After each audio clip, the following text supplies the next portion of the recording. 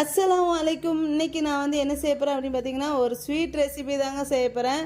அதுக்கு இப்போ வந்து தேவையான பொருட்கள் வந்து பார்த்துடலாம். நான் வந்து ஒரு முட்டை எடுத்திருக்கேன். அடுத்து வந்து 50 கிராம் சர்க்கரை வந்து எடுத்திருக்கேன். இந்த சர்க்கரையை வந்து நல்லா பொடி பண்ணி வச்சுக்கோங்க. அடுத்து 3 ஸ்பூன் எண்ணெய் வந்து எடுத்திருக்கேன். அடுத்து வந்து கெட்டியான தயிர் வந்து ஒரு 100 கிராம் எடுத்திருக்கேன். அடுத்து வந்து 170 கிராம் மைதா வந்து நான் வந்து எடுத்திருக்கேன்.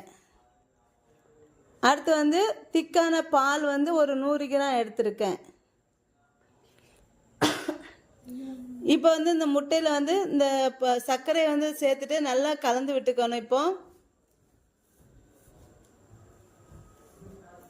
இது நல்லா கலந்துக்கங்க. இதை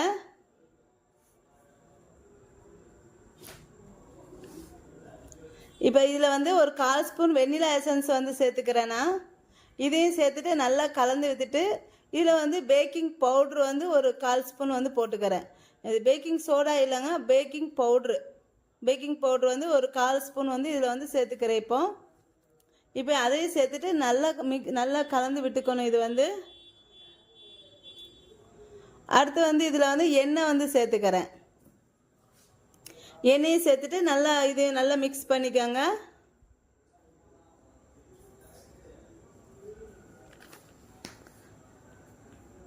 இப்போ எண்ணெய் சேர்த்து நல்லா கலந்து விட்டுட்டு அடுத்து வந்து இதில் தயிர் வந்து சேர்த்துக்கிறேன். பயங்காட்டாத. இப்போ தயிர் வந்து சேர்த்துக்கிறேன். தயிர் சேர்த்ததுக்கப்புறம் இதில் வந்து கட்டியாக இருக்கும். அந்த கட்டி இல்லாமல் நான் வந்து மிக்சியில் வந்து நல்லா அடிச்சுக்கிடுவேன். இதை வந்து நீங்கள் வந்து கையில் விழுந்துருச்சு. இப்போ இதை எடுத்துகிட்டு நான் வந்து நல்லா தயிர் கலந்துட்டு இதை வந்து மிக்சியில் வந்து நான் வந்து அடிச்சுக்கிறேன். கையில் கட்டி இல்லாமல் அடிக்க முடியும்னா அடிச்சுக்கோங்க, இல்லைன்னா மிக்சியில் வந்து ஒரு அடி அடிச்சுக்கோங்க எல்லாத்தையும் சேர்த்து.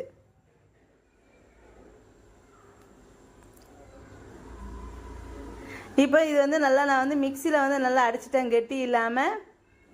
இப்போ இதில் வந்து நான் வந்து மாவு வந்து சேர்த்துக்கிறேன். இதில் மாவு சேர்த்துட்டு மாவும் கட்டி இல்லாமல் நல்லா கரைச்சிக்கணும். இதை வந்து கொஞ்சம் கொஞ்சமாக மாவு சேர்த்து நல்லா கரைச்சி விட்டுக்கிறேன். இதை கொஞ்சம் கூட துண்டோ கட்டி இருக்கக்கூடாது, அந்த மாதிரி பார்த்துக்கோங்க. ஏன் பின்னால் இங்கே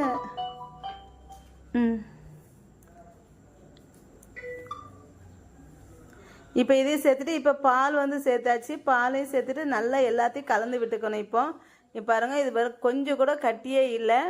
இந்த மாதிரி கலந்து விட்டுக்கோங்க. இந்த மாதிரி உங்கள் பிள்ளைங்களுக்கு வந்து அடிக்கடி செஞ்சு கொடுங்க, நல்லாயிருக்கும். இது வந்து டேஸ்ட் வந்து நல்லா விரும்பி சாப்பிடுவாங்க. இது வந்து இப்போ இதை நான் வந்து கெட்டி இல்லாமல் நல்லா கரைச்சி வச்சுக்கிட்டேன். இப்போ வந்து இது வந்து ஒரு பேனில் வந்து கொஞ்சம் நெய் விட்டுட்டு குட்டி குட்டி தோசை மாதிரி நான் வந்து ஊற்ற போகிறேன். இப்போ ஒரு பேன் வச்சுருக்கேன். இதில் ஒரு ஸ்பூன் நெய் வந்து ஊற்றிக்கிறேன்.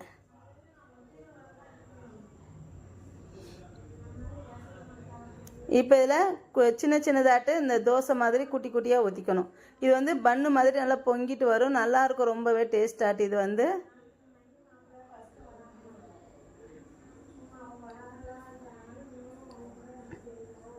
இந்த பாருங்க, இந்த மாதிரி பொங்கிட்டு வரும், நல்லாயிருக்கும். இது வந்து இப்போ இதை வந்து திருப்பி விட்டுக்கிறேன் நான்.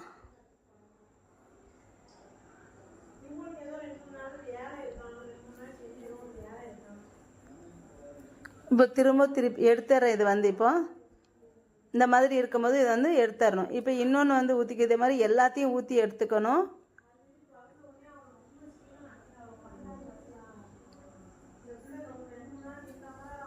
இப்போ இதை எடுத்துடலாம். இப்போ இன்னொன்று அதே மாதிரி ஊற்றிக்கிறேன் நான் வந்து. கடைசியாக வந்து நீங்கள் வந்து கொஞ்சம் ட்ரை கோகோனட் இருந்துச்சுன்னா அதுவும் சர்க்கரையும் சேர்த்து ஒன்றா பொடி பண்ணி வச்சுக்கோங்க.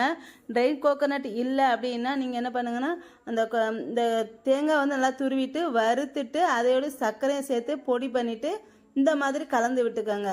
இந்த மாதிரி செஞ்சு கொடுத்தா ரொம்ப டேஸ்ட்டாக சூப்பராக இருக்கும். இந்த மாதிரி பிள்ளைங்களும் நல்லா விரும்பி சாப்பிடுவாங்க. என்னோட இந்த வீடியோ உங்களுக்கு பிடிச்சிருந்தா லைக் அண்ட் கமெண்ட் ஷேர் பண்ணிக்கோங்க. என்னோட சேனலை மறக்காமல் சப்ஸ்கிரைப் பண்ணிக்கோங்க.